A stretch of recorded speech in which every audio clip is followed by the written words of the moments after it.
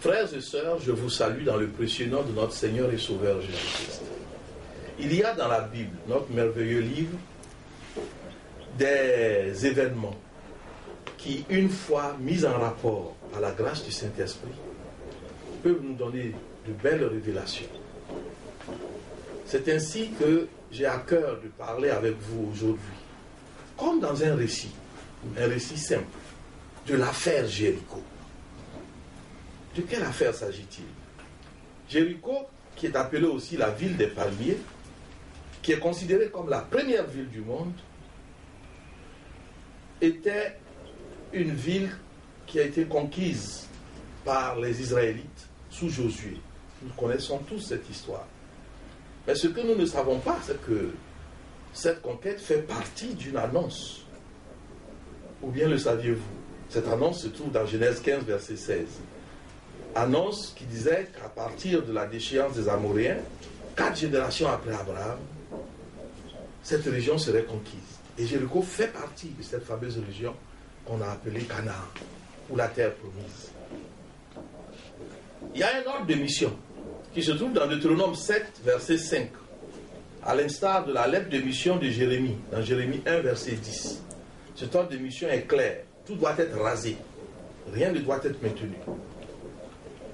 Et c'est ainsi que Josué a été fortifié quand il a pris la relève de Moïse, lorsqu'il lui a été annoncé que tout espace que ses pieds fouleront appartiendront au peuple d'Israël.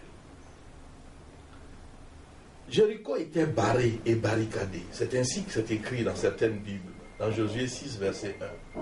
Barré et barricadé. Dans d'autres Bibles, l'expression est moins forte. Mais dans la version, la Bible à la colombe, c'est bien barré et barricadé, à cause des Israélites. Et les historiens, je ne sais pas s'ils exagèrent, ont relaté qu'il y avait un double mur, haut de 10 mètres et de 4 mètres d'épaisseur. Donc un mur sur lequel 2 ou 3 chariots pouvaient passer. Vous imaginez l'épaisseur des murs? Aujourd'hui, nous avons des murs comme ça pour nos clôtures, mais ici, un vélo peut à peine passer. Mais 2 ou 3 chariots pouvaient allègrement passer sur les 4 mètres d'épaisseur. C'est quelque chose d'extraordinaire. Et c'est là qu'a eu lieu l'un des combats les plus mémorables de la Bible. Je vous fais grâce, car je sais que vous connaissez tous la chute des murs de Jéricho, qui ont suscité tant de récits et même des cantiques enflammés, etc. Mais il est important de voir qu'à l'issue du combat qui a eu lieu à Jéricho, Josué, qui peut-être comptait aborder la ville d'une manière traditionnelle, Josué était un stratège par l'esprit que Dieu lui donnait.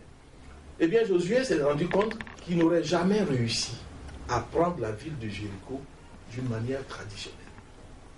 Il s'est rendu compte qu'il s'agissait en fait d'une forteresse du diable, d'une enclave de Satan, et qu'il y avait là des pratiques terribles. C'est pourquoi Dieu lui-même lui a épargné le combat éprouvant, fatigant, peut-être même inutile, d'un assaut normal et ordinaire. Et Dieu lui a proposé ce qu'on appelle une action prophétique.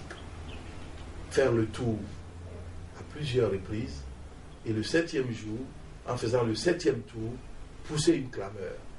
Vous retrouverez tout ça dans la Bible. Ce n'est pas ça le but de l'affaire Jéricho. Cette affaire va nous mener loin.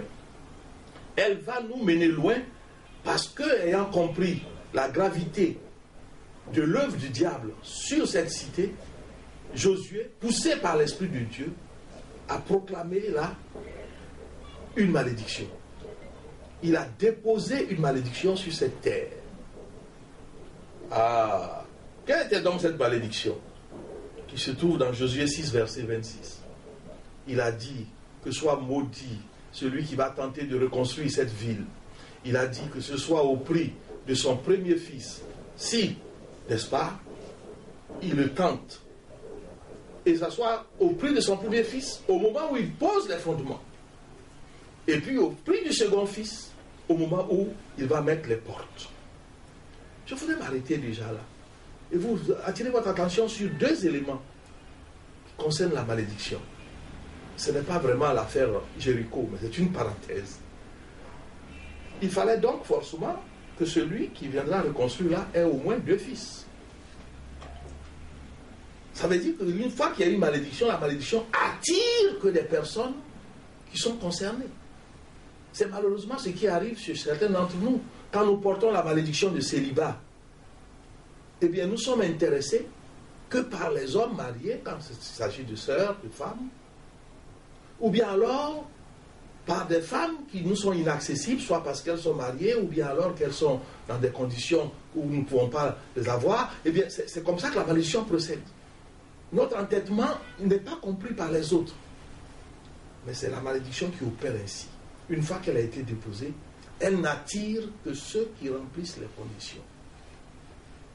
C'est ainsi que cette malédiction de Josué va être récupérée par quelqu'un qui s'appelle Hiel de Béthel.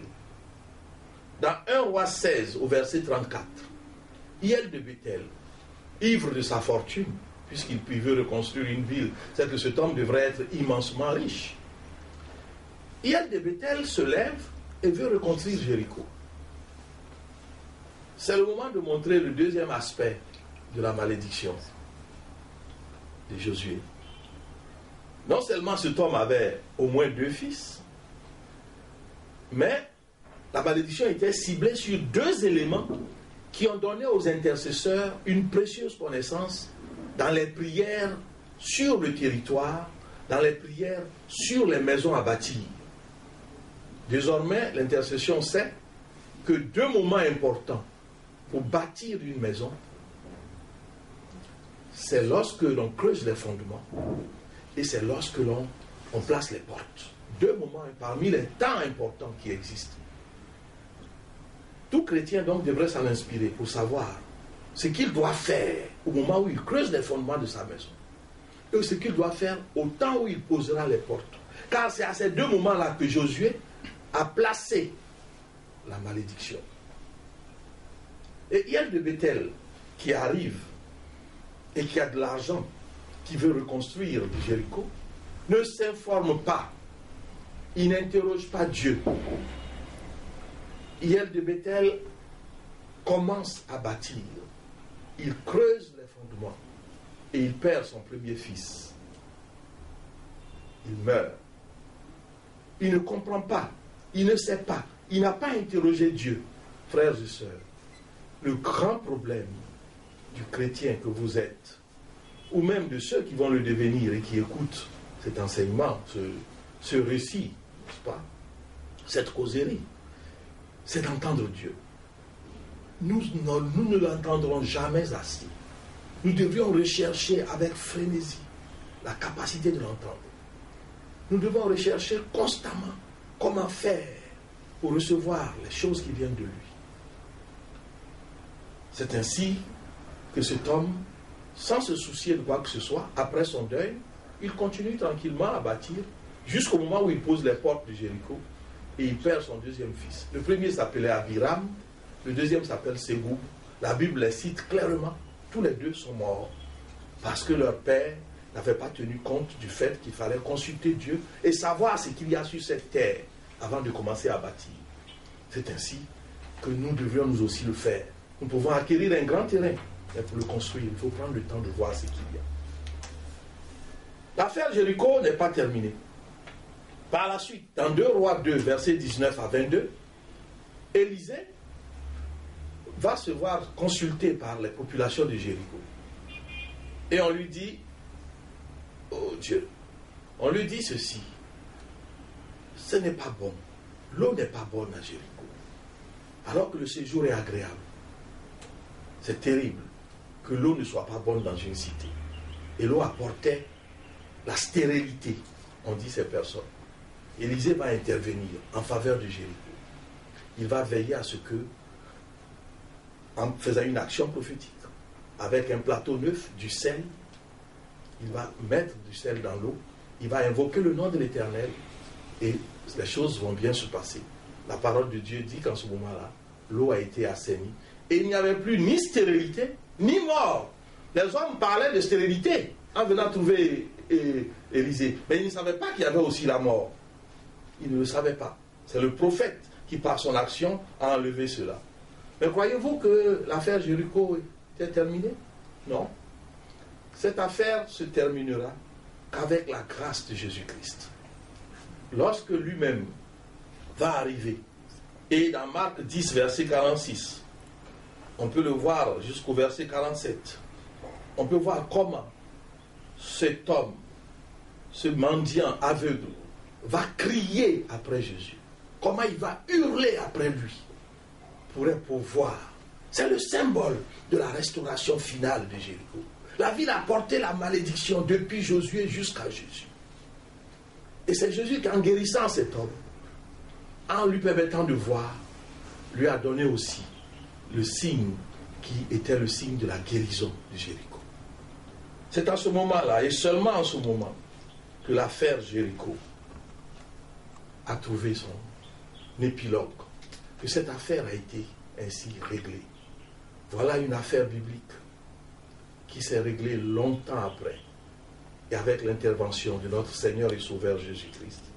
Que son nom, son puissant nom, soit glorifié à jamais.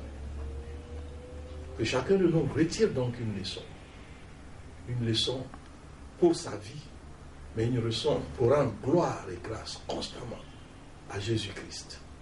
C'est lui, par sa venue, par son intervention, qui met fin à tous nos problèmes de fondement.